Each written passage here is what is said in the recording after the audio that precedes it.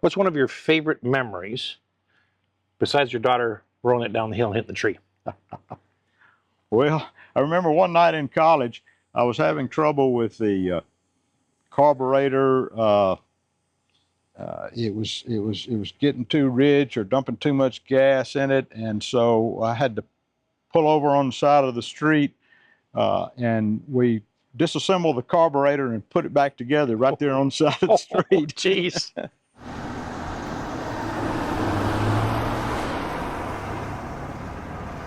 Hi folks, I'm Nathan with Two Guys Ride. Today Rob and I are in beautiful Mississippi, and we're here with this beautiful 1967 Chevrolet Malibu, and we're here with Jim, the owner. Jim, thanks for taking time with us today. Thank you so much. Man, first of all, what a stunning car, right? And the color combination. But there's a lot of history to this car because you purchased it when you were how old? I was 18. 18 years old, and at that time the car was 4 years old. 4 years old. So I just got to ask you, because I just kind of chuckled when I heard it, but how much did you pay for the car? $1,295. $1,295. And at that time, you found another one there was the SS. Yes. But you didn't buy it because it was $200 more. over $200. Which you have since put a lot more than that into this car. But I think, man, it's so fun to look back in history and just see what you paid for something going, good grief, I just spent more than that on having carpet replaced, Yes. right? Okay, so you're 18, you buy the car, it has the 327 in it. That's kind of the end of that era. 67. I think in 68 was the last 68 year. was last of year. 327. Well, now you've got these really neat tires, but these are reproduction.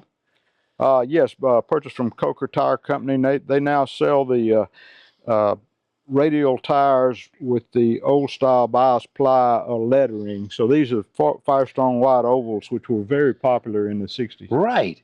So drivability is much better. Very but good. you got that look, right? Right. So when you purchased the car, was it this color? Yes. Okay, so and it had a black top. Yes, it's butternut yellow with a black vinyl top. Okay. Can we pop the hood for a minute? Certainly. We're going to take a look at the engine, but it's not a 327 anymore. All right, so this is the 350? Yes. Okay, so at what point did you change the engine?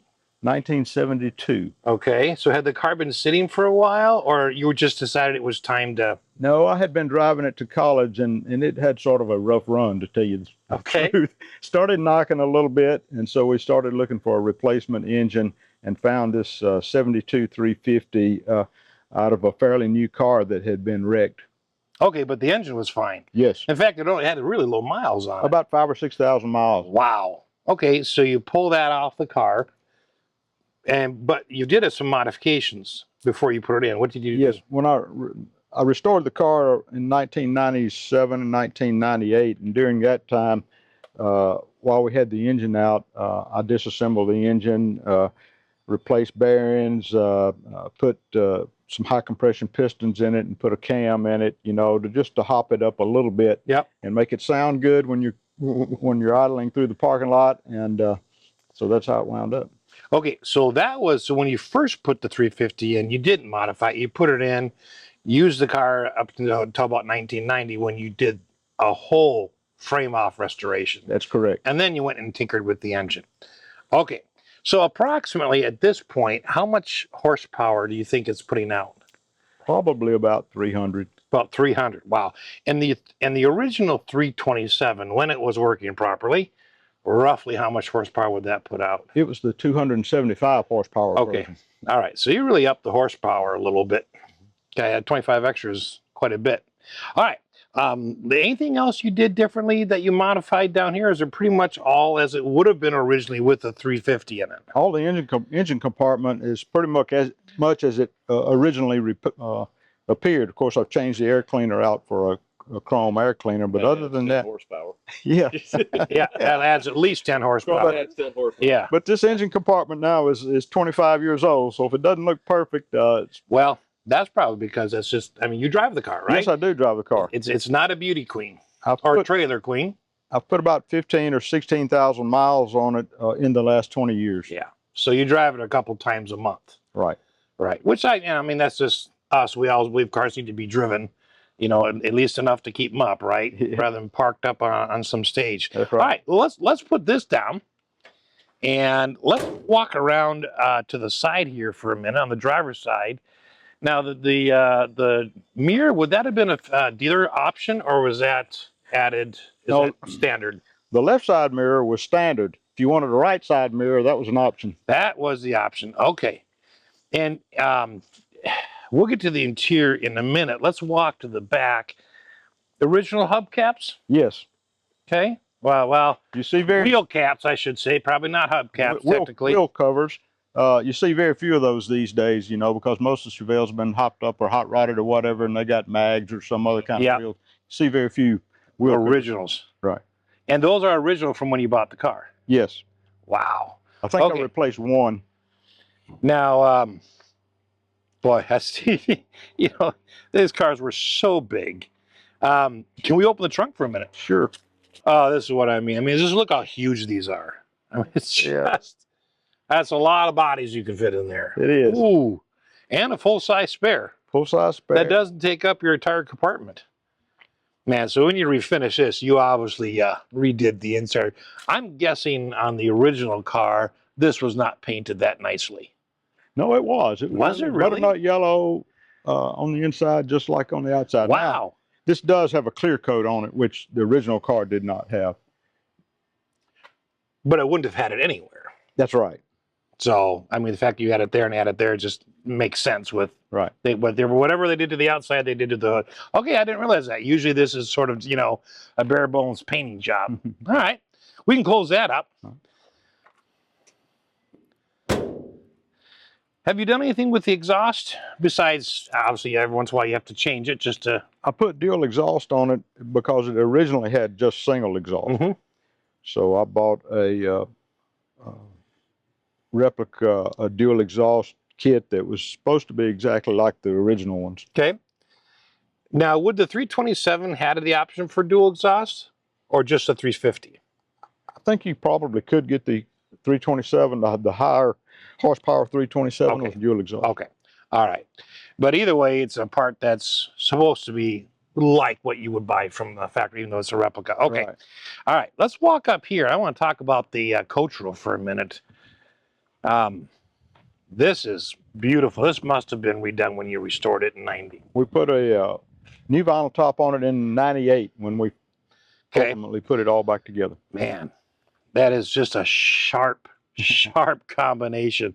Now, back here, you must have, how much repair did you have to do back here where we see that rust happening? Because these cars classically have a lot of rust in this channel between the window and the rear deck panel here. And so we cut the old one out and put a brand new one in. Okay. All right. Which makes sense. That's just, they happen on all of them after time. How much of the rework of the bright work did you have to do? I'm not sure if that's stainless steel or chrome. A lot of that is stainless steel. It's all original. And the only new chrome I have is the rear bumper because my daughter let the car roll down in the backyard and it centered a tree, made the rear bumper unrepairable. So I did buy a new rear bumper, and then had these vent window stanchions or whatever they're called re-chromed. But other than that, all the rest of the bright work is original. Okay. Now, since we got the door open here, let's just talk about the interior. Seats, have they been recovered? Yes. Okay. Carpet? Carpet was replaced. But it's the original color. Is it the original carpet that would have been in there? It is. Like, as close as you can get? It's a replica of the original carpet. Okay. Now, all the door panels are the original door panels. Really? Those are original. Wow. They are in good shape. And the dash is all original, including the pad, except for this one little panel here where it says Malibu. That chrome panel behind that was replaced. Okay, so I've got a couple of questions. This is kind of unique, and to me, in the sense that your speedometer and your gauges are all below your switches. Yes. Which normally we're used to seeing those above, and the switches down here. So That isn't a mirror effect, right? That is the actual speedometer we're looking at and the gauges. That's correct. All right. And then, so up above, starting on the far left, lights, wiper, lighter, ignition. Okay. Did it come with factory air? Yes, it did. Okay. And does that still work? Works fine. I did install a replacement A6 compressor, but otherwise it's an original system. Okay. All right. And man, I'll tell you what, that is just, I mean, you did a really nice job when did you do this yourself, a lot of this? I did everything except for the paint and body work. Okay. Oh my gosh. And you're not a mechanic. You're not, I mean, by trade. No, I'm not. I'm an engineer. I'm a mechanical engineer. Okay. Wow. But still, not necessarily on cars, right? Not in my work, no. Right, in your work. So, I mean, this is what we find a lot. You know, people that put together cars and do it on their own, they're often just like completely unrelated to their training and their career, but just a talent that they have. You know, wow, that is beautiful. It's just beautiful. Now, do you have that center speaker in the back? Yeah, there would have been a speaker there, but that's not the original. That's correct. It had a speaker in the back that the grill on top of it became real nasty looking, and the speaker wasn't very good, so I did replace that. Replace that one, right? Yeah. And sometimes you fix things just because it's more convenient when you're traveling with them, right? You're driving, you want to be able to stop, go, have some modern conveniences. AM and FM radio? That's just an AM. An FM would have been an option. And since you didn't spend $200 on the SS, you weren't going to pay the $3 upgrade to an FM radio. Okay. I love the curved ball of the air vents. That is really neat. Wow.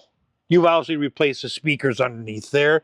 They wouldn't have been chromed out like that, would they have been? Those were in the car when I bought it, so I just left them alone. Oh, really? Well, I guess if, you know, let us know in the comments if you know if those are original, but I think if the original owner probably added them. Okay. As an aftermarket speakers. Well, they look great, right, with that color combination. All right, let's close the door here and walk back up front. All right, so I mean, what a neat car, Jim. And so you bought it at 18 with a 327. It's same color combination we see today.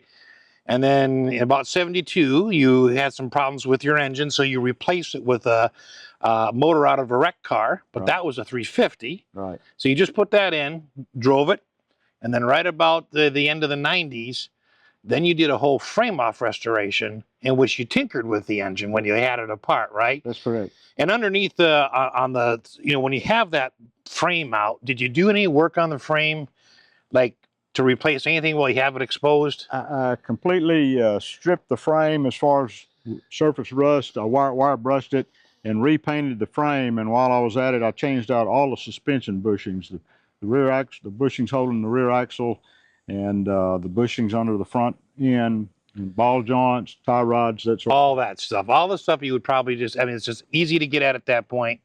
Might as well do it. Right. Okay. So I have two more questions for you. One is, why Chevy Malibu?